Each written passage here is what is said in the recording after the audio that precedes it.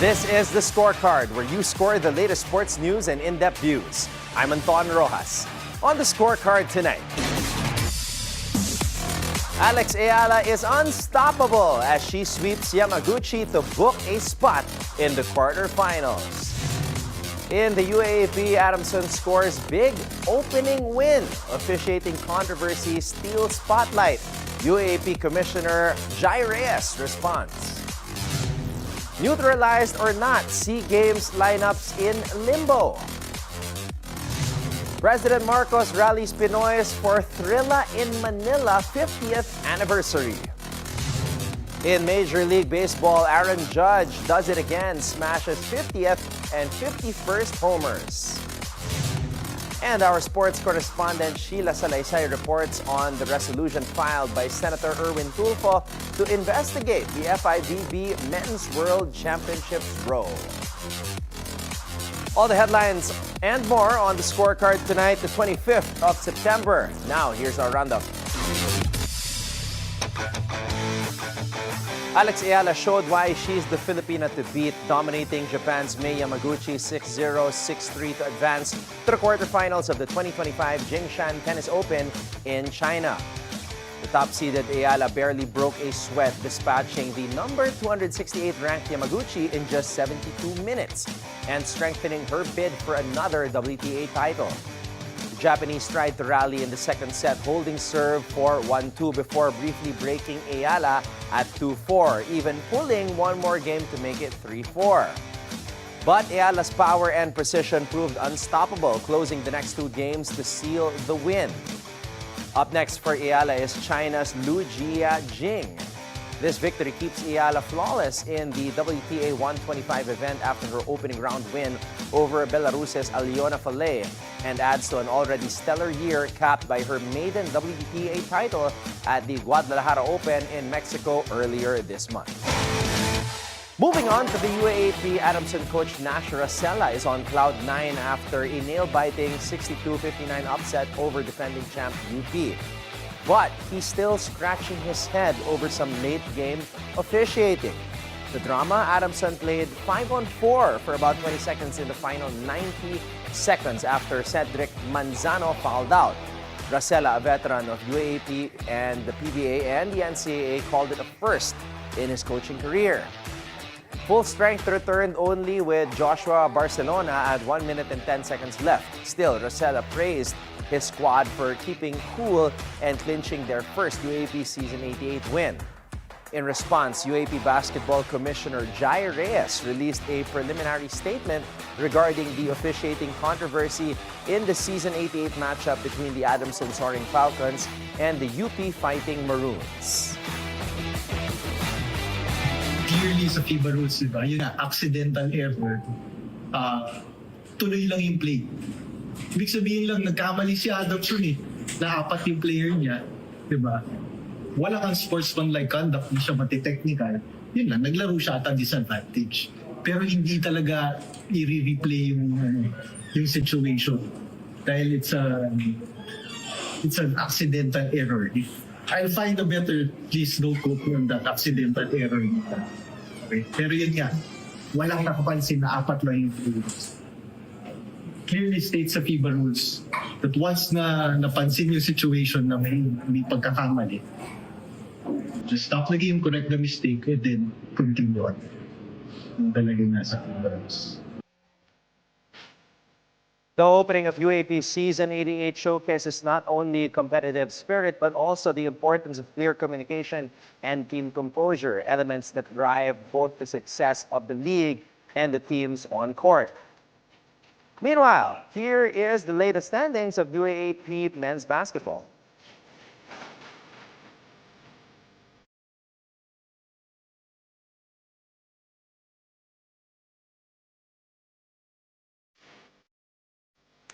Basketball fans, get ready. The eligibility rules for the upcoming SEA Games in Bangkok are all over the place.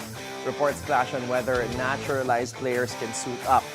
Samahang Basketball ng Pilipinas Executive Director Erica D says no new rules from Thai organizers, so it looks like the old practice stands. Passport holders play. Flashback 2023 SEA Games, Cambodia pushed the rules. 5 American imports, no residency, straight to the final. If the same rules applied this year, Gila's coach Norman Black dropped a partial lineup. Naturalized stars Justin Brownlee and Ange Guame, Phil Foreigners, Jason Brickman, and Remy Martin with passports after 16, plus Matthew Wright, Dave Ildefonso, Bobby Ray Parks, and VJ Pre. Latest buzz from Bangkok, one report says FIBA rules, 1 naturalized player per team. No passport after 16. Another says 0 naturalized imports, only passports before 16 count. Gila sent 17 names to SEA Games officials last July. Final 12 still to be picked. Black plans practice by late October. UAAP adjusted the schedule to wrap before the SEA Games so Black can draft UAAP stars. LaSalle's Michael Phillips, top of his wish list. 2 PBA players may join as well depending on availability. Meanwhile, President Ferdinand Marcos Jr. has fired off Memorandum Circular 99, calling on the whole nation to get behind the golden anniversary of the legendary Thrilla in Manila. Marcos, through Executive Secretary Lucas Bersamin, highlighted the iconic 1975 showdown as a sporting and cultural milestone that put the Philippines under the global spotlight. He stressed that the celebration's success will need all-out support from government agencies, local leaders, and the private sector. The Philippine Sports Commission will take the lead in the commemoration set for October 26 to 31, rolling out special programs and events to honor the historic bout. Malacanang has directed all government bodies, GOCCs, local government units, and private partners to lend their full support. The Thrilla in Manila remains unforgettable, held on October 1, 1975 at the Araneta Coliseum, where boxing legends Muhammad Ali and Joe Frazier went toe-to-toe for 14 brutal rounds.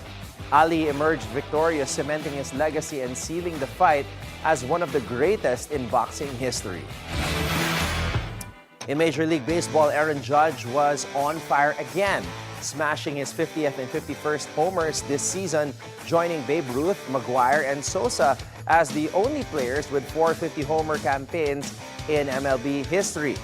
His 50th, second inning, 3-run blast off Jonathan Cannon, straight into the bullpen. Yankees up 3-1.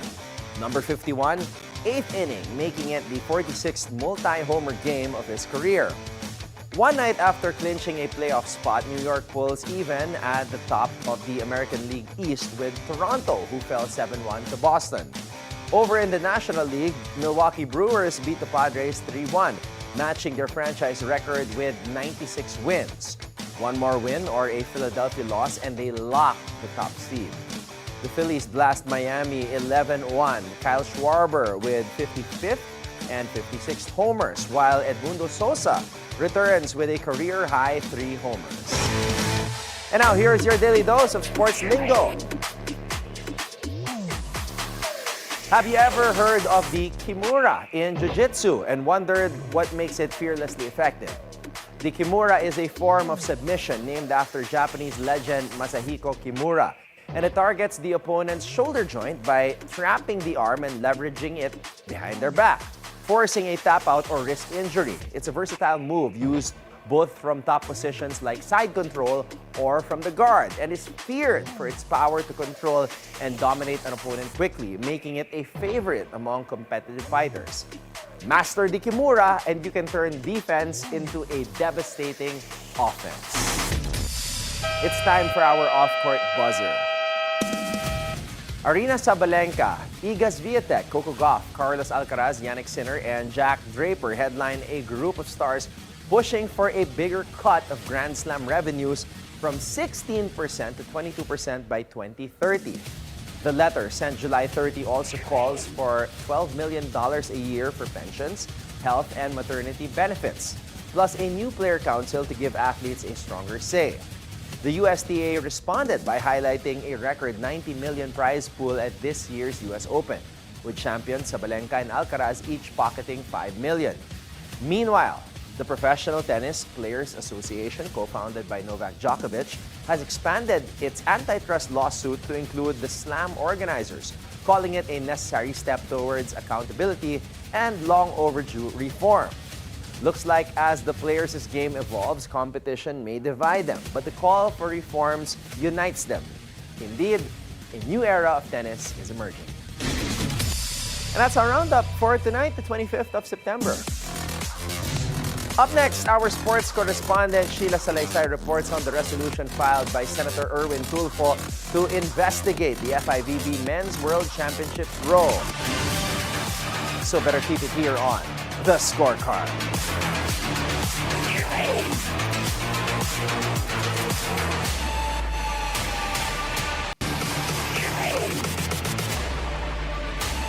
Welcome back to The Scorecard. Senator Erwin Tulfo has set his crosshairs on the FIVB Men's Volleyball World Championships.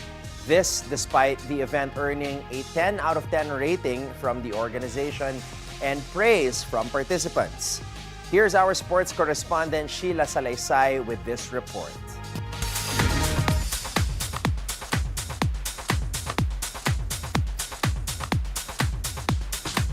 What was supposed to be a celebration of world-class volleyball has erupted into controversy. Exorbitant ticket prices, alleged online betting ties, and even press suppression are now overshadowing the country's hosting of the FIVB Men's World Championships. At the center of the storm, Senator Erwin Tulfo, who has been one of the loudest voices demanding answers. You questioned the tickets and you said that it was anti-poor. Para po sa inyo, where do you draw the line between world-class pricing and pricing out ordinary fans? Well, syempre, the sports event is being held here, di ba? If it's being held here, dapat the Filipino people can watch the event, lalo na yung mga youth, di ba? Sino ba ang mga gusto manood ng volleyball? Yung mga kabataan natin. And how can they afford 15,000 doon sa front seat? 1,500 doon ka na sa rafters, ibig sabihin sa may bubungan, di ba? Sana naman nilapit-lapit lang nila siguro. 5,000 yung pinaka-ringside, and then siguro pinakamura na siguro doon sa may middle. Baka 500, pwede pa eh. I mean, 15,000, who can afford that? I know it's an international event, pero what's the purpose pa of holding it here, pero hindi naman makapanood mga kababayan natin? Beyond pricing, the senator also called for transparency. Meron po ba kayong hinala na inefficiency or is it poor planning or the pricing per se na baka profiteering sa ticket pricing na ito? Sa tingin ko lahat profiteering, kulang sa planning. Tingnan mo, parang first few days, parang nilangaw sila. Dumami lang yung manonood because yung Philippines na ang lumalaban. Ngayon, wala na nanonood. So, napilitan silang ibaba na ngayon yung ticket. But what alarms the senator even more is the presence of 1xBet advertisements on the tournament's international broadcast feed. Isa pa pong issue na open up ninyo is itong betting site sa FIVB. Ano po ba yung pangunahing concern nyo tungkol dito? Sa court, pag papanoorin mo sa TV, sa live TV, wala siya. Pero pag sa internet, pag sa social media, makikita mo yung doon sa may tabi ng court nakalagay 1xBet. And 1xBet is online gambling pero international. Dito sa atin, wala siyang license to operate. So, sinasabi ng PAGCOR and they've been already informed na illegal yan. Dapat sumunod kayo. Actually, meron nga tayong isang local na basketball league na was carrying also the same 1xBet. Pero when they were informed by PAGCOR na walang lisensya yun, tinigil nila. Sana itong PNVF nag-isip din, di ba? For the senator, family-oriented sporting events should never be compromised by gambling promotions. Well, actually, hinihir pa nga ng committee ko yung games and amusement kasi merong mga bills na final makasama ko na against online gambling. May ilan naman na they are for online gambling provided na with strict regulation.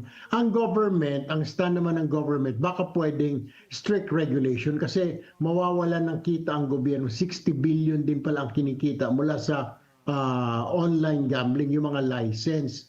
So pinag-aaralan pa namin ito at this point. Pero kung ako tatanungin, ayaw ko kasi mga bata nanonood ng sports, di ba? Parang i-encourage mo sila na it's okay to gamble kahit na legit yan. Baka po pwede wag na rin lagyan ng mga ikang sponsors na gambling sa mga mga gaming or tournament.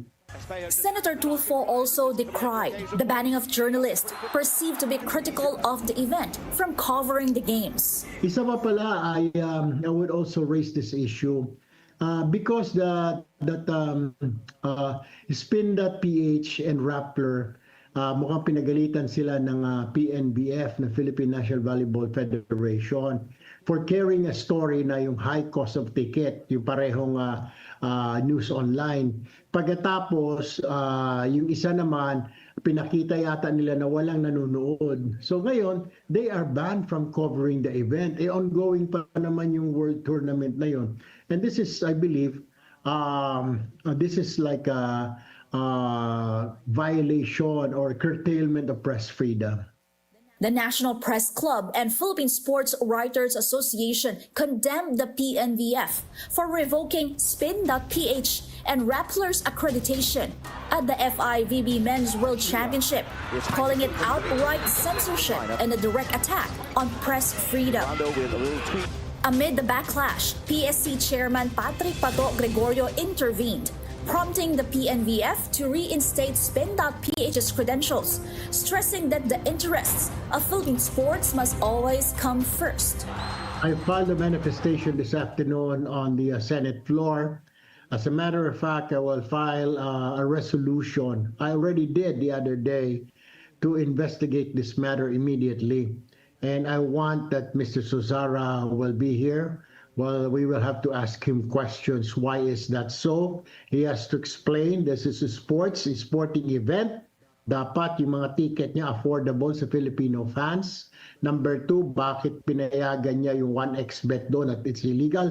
Ngayon may dagdag kami na question, sagutin niya why he banned Spin.ph, Rappler, tapos pati kayo, di ba? Why he refused to sit down and have interview.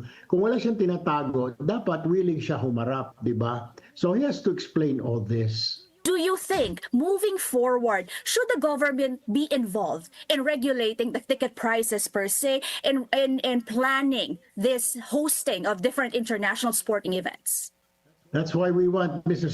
Suzara here in the Senate. We want to ask him questions and then we will ask his opinion. Pwede bang ang mag-regulate na ng ticketing, yung presyo, yung gobyerno? Kasi government funds yun, di ba? 2 billion coming from your taxes and my taxes, di ba? So may karapatan tayo demand na ito lang ang ticket para sa mga anak namin, mga kapatid namin, di ba? Bakit sila ang masusunod? We just wasted 2 billion pesos. Bakit? Hindi nag-enjoy ang Pilipino.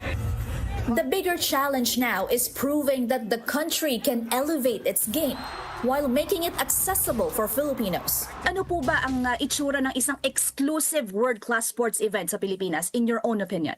Sana pinakialaman nila ng gobyerno yung ticketing para makapanood. Mas matutuwa pa siguro yung mga international teams like, wow, gustong-gusto pala nila dito. Wow, punong-puno itong kuan. Talagang itong volleyball, sumisikat na sa Pilipinas. Ngayon, nilalangaw eh. So pag uwi ng mga teams na yun, how was it? Did you like it? No, nobody's watching volleyball in the Philippines, di ba?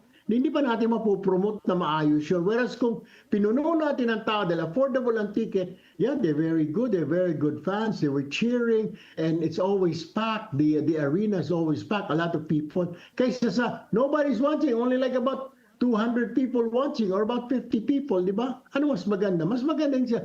Upag uwi nila sa bayan nila, wow, mga Pilipino, talagang volleyball enthusiast, punong-puno yung arena. Kaysa sa walang tao walang nanonood. Looking ahead, the senator stresses that this goes beyond one tournament alone. So the question is, are we truly ready to host international competitions? I believe so. Yung nga lang, isang problema natin, traffic, di ba? Kung marami na ng mga teams, di ba, mata-traffic, kailangan siguro nating ayusin yung ating transportation system, lalo kung marami tayong mga foreigners, di ba? para ma-accommodate sila at walang mga reklamo yung mga traffic na yan. I think we have to work with our transportation system. While the organizers rated the execution of this event as a 10 out of 10, considering the quality of the venue and the efficient flow of the games, pero how would you rate it overall? 10 being the best, I would say 3. 3 out of 10. Lang kasi maganda nga yung venue, okay, give them 1. Yung execution, 2. 3, dahil malamig, hanggang doon na lang, hindi pwedeng 10 out of 10. Wala nakapanood napapanood ng mga Pilipino sa social media, sa internet Hindi naman live. Siguro kung affordable yung ticket, then I would say 10 out of 10. We have reached out to PNVF President Tatsuzara for comment, but have yet to receive a reply. The FIVB Men's World Championship in Manila was not just a milestone, it was a wake-up call. Issues of high ticket prices, betting acts, and press freedom show us that hosting international events demands more than just spectacle. As we welcome more competitions ahead, we must ensure fairness, integrity, and inclusivity, because true success means no Filipino is left behind. Reporting for the Scorecard, Sheila Salaysay, Bilyonaryo News Channel. Up next, the pressure only builds. Alex Eala is surging, but can she keep her foot on the gas against tougher competition? The road to the title just got narrower and the stakes just got higher. Lock in. The best is yet to come. Keep your eyes on the prize. We'll be back.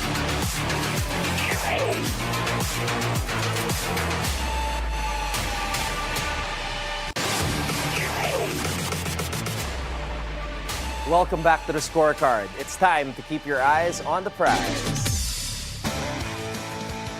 So now we're talking. Alex Eala just put together another statement win in Jingshan. Now look, this wasn't just a rout on paper. It was a showcase of how far she has come as a complete player. Match was moved indoors because of rain. No problem. The faster courts fit right into her game. She came out aggressive, imposed her pace, and handed out a straight-up bagel in the first set. 7 games in a row, that's not survival tennis. That is dominance. And even when May Yamaguchi made a push in the second and broke her serve, fought back to 4-3, you saw Eala's maturity. She did not panic. She took a breath, locked back in, and closed it out with 2 straight matches or games. That's the difference between a player hoping to win and a player expecting to win. So here we are, quarterfinals. Her 3rd straight. First Guadalajara, then Sao Paulo. Now Jingshan. And up next, a whole different test. China's own Jia Jing Lu. Let's talk context. Lu is 35 years old, a veteran with over 20 years of tour experience. Her career high ranking was 162 back in 2019. This season, she's put together a 28-22 record. Still scrapping, still dangerous, and she's playing in front of a home crowd. So let's not underestimate that. But here's the catch. She's never faced anyone with Eala's current form. Alex is the only top 100 player in this draw. She's the #1 seed, the center of the bracket. And honestly, she's playing like someone who knows a top 50 ranking is right there for the taking. Remember, no Filipina has ever cracked the top 50. If she gets through Lu, she's staring at a path that doesn't include a lot of heavyweights. She's the favorite to win this whole thing. And if she does, that's not just a trophy. That is a statement to the WTA Tour that Alex Eala isn't just a future star. She is a force right now. So buckle up. Alex Eala versus Jia Jing Lu. Youth versus experience. The hunter versus the hunted. The crowd will be loud. The pressure will be real. And the quarterfinal spot isn't just about surviving. It's about defining who owns the moment. So stay locked in as Alex Eala rides the wave from her Guadalajara breakthrough, and now she's pushing deeper in Jingshan with her eyes on back-to-back matches. Here's your match breakdown.